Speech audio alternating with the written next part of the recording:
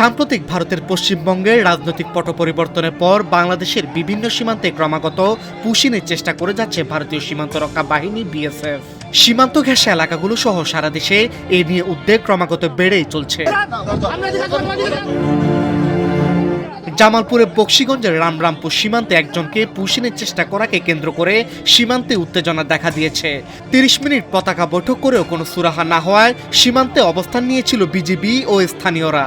জানা গেছে বুধবার সকাল ৫টার দিকে এই চেষ্টা চালিয়েছে ভারতের নন্দীরচর বিএসএফ ক্যাম্পের সদস্যরা। সেখানে বিজিবিকে উদ্দেশ্য করে বিএসএফ গুলি করার হুমকি দিলে বিজিবিও তাদেরকে শিরদাঁড়া জবাব দেয়।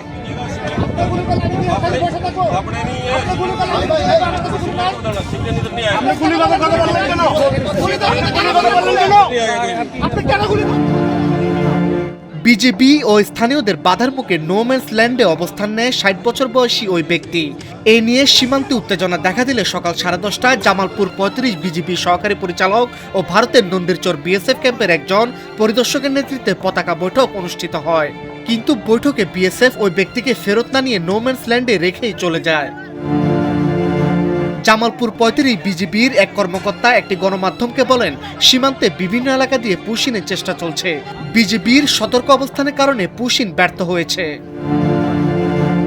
পুশিনের ঘটনাকে কেন্দ্র করে দেশব্যাপী সৃষ্টি হয়েছে এক ধরনের চাপা ক্ষোভ ও উত্তেজনা। বিশেষজ্ঞদের মতে আন্তর্জাতিক সীমান্ত আইন লঙ্ঘন করে এই ধরনের ঘটনা বারবার ঘটলে দুই দেশের কূটনৈতিক সম্পর্কে এর প্রভাব পড়তে পারে।